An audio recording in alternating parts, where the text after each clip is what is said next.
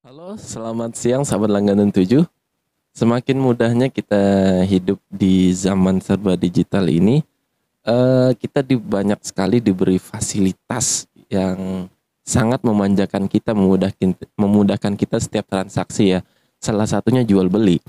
Kalau dulu ya, antara pembeli dan penjual itu harus bertemu di suatu tempat, bahkan misalnya si calon pembeli ini harus datang ke tokonya si penjual itu, tetapi sekarang dimudahkan dengan dunia digital ini, semua dimudahkan dalam proses digital yaitu jual beli online.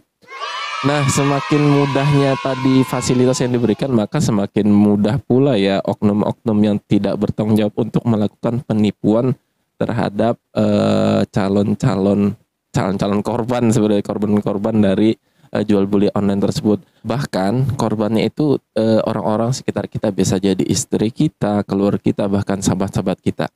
Kali ini kita akan memberikan beberapa tips, kita akan share beberapa tips untuk terhindar dari penipuan jual beli online.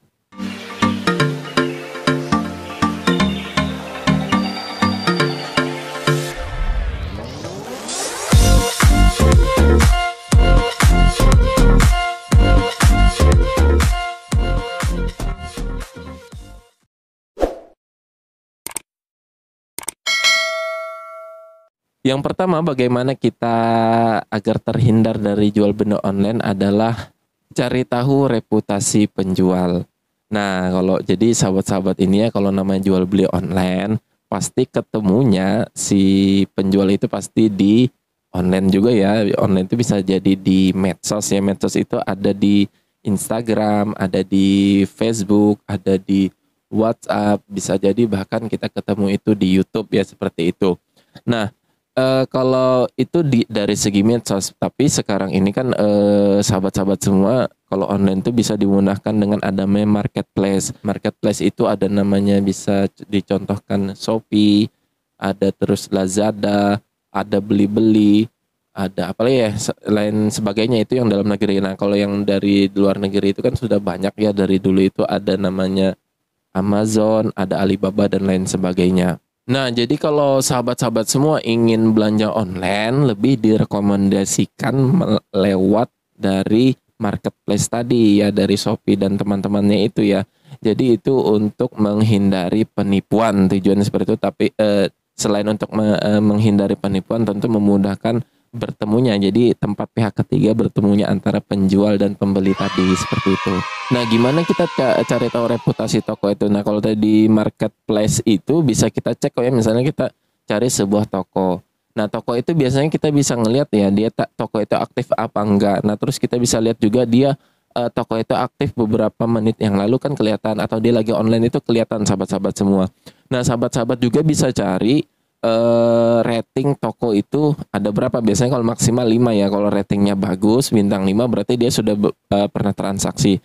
Atau dia berapa persen transaksinya berhasil, ada juga. Atau tanggapannya kepada customer ada juga ya. Semua itu lengkap di marketplace ya. Itu kalau yang di marketplace. Nah, terus bagaimana dengan kita cara mencari tahu reputasi penjual yang kita ketemu di medsos seperti Facebook ataupun IG dan lain sebagainya ya. Ya, sahabat-sahabat semua harus lebih ekstra ya untuk trackingnya ya. Jadi sahabat-sahabat bisa cari akun, misalnya ketemu di Facebook. Ya, kita bisa cari lihat apa ya, semua postingannya kan. Kita lihat berandanya, dia beneran jualan apa enggak, kan seperti itu. Lihat lagi nanti di kolom temennya, temennya itu banyak apa enggak ya. Kalau di IG juga dia ada followersnya apa enggak. Nah, itu lebih ekstra hati-hati ya, karena biasanya kalau nggak lewat marketplace, pasti nanti ujung-ujungnya kita akan di DM atau di Messenger, atau nanti biasanya lewat Japri di WA, seperti itu sahabat-sahabat semua ya. Yang kedua, bagaimana kita terhindar dari penipuan jual beli online adalah kita harus cek ulasan produk atau cek komentar dari produk. Nah, kalau di marketplace, sahabat-sahabat misalnya ketemu misalnya ada sebuah baju ya.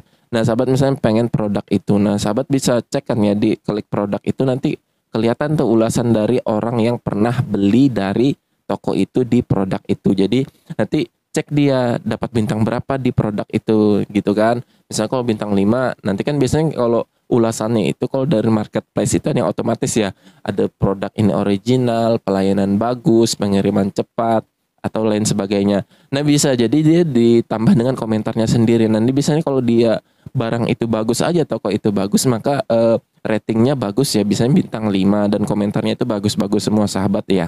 Nah bagaimana kalau tadi misalnya nggak lewat marketplace, bagaimana kita cek ulasannya? Bisa juga ya, misalnya kita dulu, saya dulu ya dari zamannya boomingnya batu akik gitu kan, kita punya komunitas di Facebook itu, grup pecinta batu. Nah kalau dia misalnya yang jualan itu benar-benar jualan, maka yang lainnya ini kan tahu ya, ada yang komentar, nge-up segala macam. Nah terus kita juga bisa minta bantu dengan kawan-kawan, tolong dong ini recommended seller nggak sih ini penjual itu. Nanti bisa di postingannya dia batu itu dia jualan, dibantu dengan teman-teman. Oh nanti teman-teman yang kenal sama dia, oh dia aman kok, recommended kok, silakan transaksi lanjut. Nah itu lebih membantu seperti itu ya sahabat-sahabat semua. Nah yang ketiga, bagaimana kita agar terhindar dari terhindar dari penipuan jual beli online adalah kita harus cek harganya itu masuk akal apa enggak. Nah gimana ngeceknya? Tentu sahabat-sahabat ini kalau harganya ya kita bisa mungkin bandingkan dengan toko-toko lain, toko-toko online lain. Misalnya harganya itu enggak terlalu jauh, beda-beda tipis, maka masih dalam hal yang wajar. Yang bahaya itu kalau nanti dia sudah harganya tuh sangat jauh berkali-kali lipat, maka kita harus waspada, jangan mudah tergiur dengan harga murah ya. Bisa jadi itu memang barang itu KW, bukan yang original, makanya harga murah. Bisa jadi itu memang penipu tulen seperti itu ya. Aku sendiri sahabat-sahabat dia punya pengalaman istriku, dia lagi suka-sukanya sama brand terkenal ya, baju syar'i seperti itu. Nah terus dia kalau memang harga resminya itu lumayan ya, harga resminya itu sekitar 3-4 jutaan baru bajunya saja sahabat-sahabat semua ya. Akhirnya dia scroll lagi itu, dia stalking di Instagram, ketemulah sama satu akun yang menjual brand tersebut. Nah di akun tersebut macam-macam ya, nggak hanya brand itu, brand apa saja ada dia jual. Dan ditawarkan dengan harga yang sangat-sangat murah ya, bisa jadi 7 kali lipatnya. Kok nggak salah harganya kemarin itu 600-an.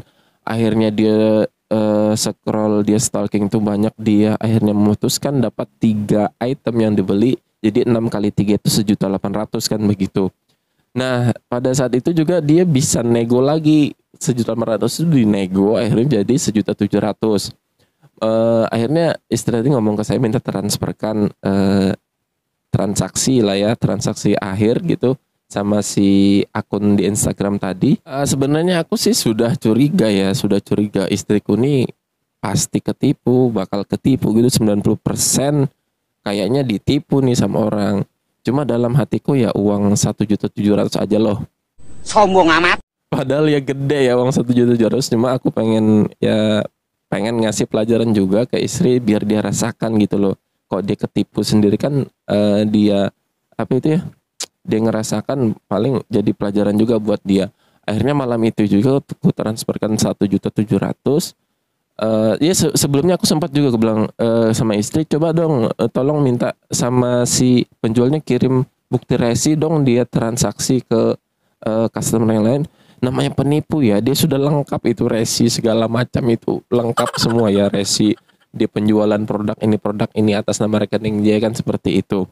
Akhirnya ya tetap aku transfer, dan ya benar sampai sekarang barang itu nggak pernah datang sahabat-sahabat semua ya. Jadi 100% ketipu seperti itu.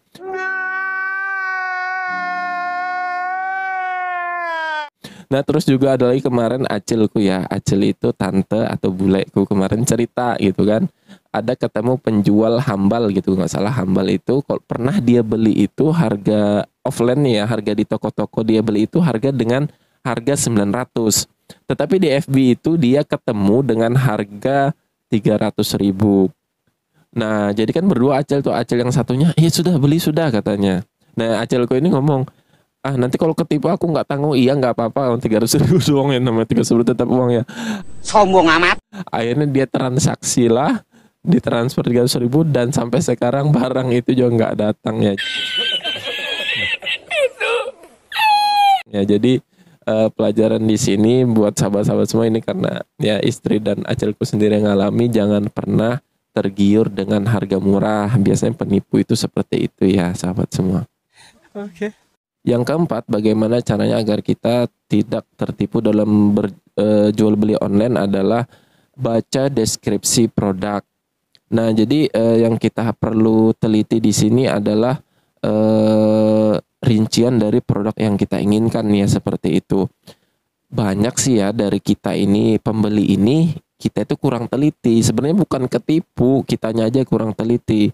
Jadi apa yang perlu diteliti? Yang pertama tentang detail barangnya itu ya. Bisa jadi misalnya kalau kita beli sesuatu itu, kalau warnanya apa, kan sering tuh ya minta warna ini dikirim ini. Terus juga misalnya dari dimensi barangnya, panjangnya berapa senti seperti itu perlu ya. Stoknya masih ada apa enggak? Misalkan kalau belum jelas di produk, di deskripsi produk itu, makanya kita nggak perlu segan-segan untuk tanya langsung ke penjualnya. Kita DM penjualnya, kita WA penjualnya, ini benar nggak ukuran segini. Kalau memang dia rinci, berarti kan sudah jelas kan, seperti itu. Aku pernah ini juga ya, temannya istriku punya pengalaman beli tas seperti itu. Tas itu memang real pick, bagus tasnya ya, datangnya bagus. Akhirnya dia order, datangnya ukurannya kecil sahabat-sahabatnya, buat anak-anak. Akhirnya tasnya itu tadi dia dikirim buat ukuran orang tua, tasnya datang kecil, akhirnya dikasihkanlah ke anakku ya. Itu nggak tahu ya apa dia, mungkin dia kurang teliti ya baca deskripsi produknya itu. Sama juga nih kayak kemarin viral ya di TikTok itu, yang apa, orang beli koper, pesan koper harganya murah. Nah ini juga antara harga murah sama deskripsi itu harus diseimbangkan ya, harus disesuaikan. Makanya antara produknya yang ditulis apa, fotonya apa, harus kita rinci di deskripsi produk itu, kita teliti lagi seperti itu. Yang kayak kemarin koper itu, jadi koper harga murah, di order, dikira bisa buat baju untuk travel bag, ternyata datang kopernya koper mainan buat si Barbie seperti itu ya. Ya jelas murah ya sahabat-sahabat semua. Yang kelima, bagaimana kita agar terhindar dari penipuan jual beli online adalah hindari transfer langsung. Nah, yang dimaksud di sini hindari transfer langsung adalah menghindari transfer uang secara langsung ke rekening pribadi si penjual. Nah, sekarang kan ada dengan kemudahan kita difasilitasi dengan marketplace. Jadi marketplace itu sebagai pihak ketiga ya sahabat-sahabat semua. Jadi lebih aman ya menggunakan marketplace. Jadi misalkan kita order nih barang baju. Nah, kita ordernya lewat Lazada atau Shopee seperti itu. Kita transfer kan masuknya itu pakai akun Shopee, masuknya di Shopee.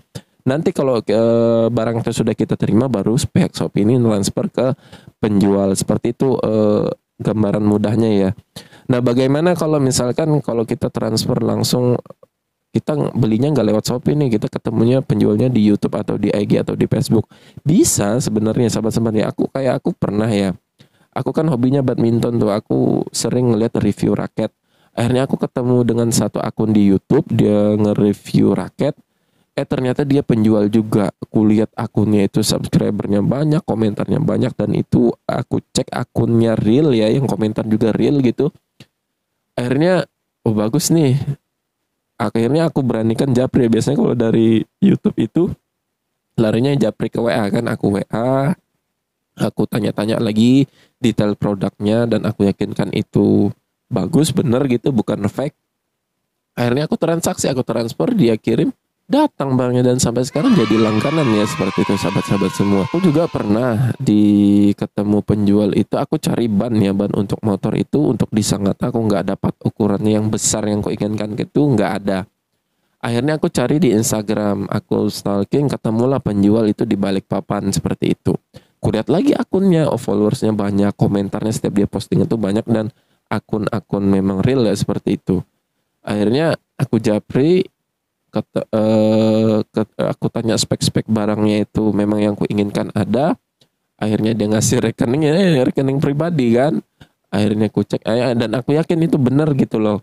Dan aku transfer, akhirnya dikirim lewat Travel Cendana ya, malam ini dikirim, besoknya sampai gitu loh. Jadi nggak semua kok ya, nggak sama penipu. Jadi kalau kita bisa pastikan akun itu aman ya nggak masalah kita transfer langsung seperti itu. Demikian 5 tips agar sahabat-sahabat semua terhindar dari penipuan online.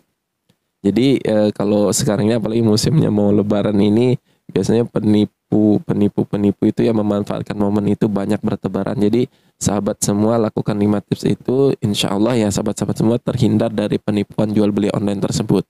Jika video ini bermanfaat, jangan lupa like, komen, dan share sebanyak-banyaknya ke teman-teman semua. Dan yang bagi belum subscribe, tolong di subscribe. Dan jangan lupa dibunyikan loncengnya agar sahabat semua mendapatkan pemberitahuan video terbaru dari Sahabat Langganan 7. Sekian, salam hebat, salam bermanfaat.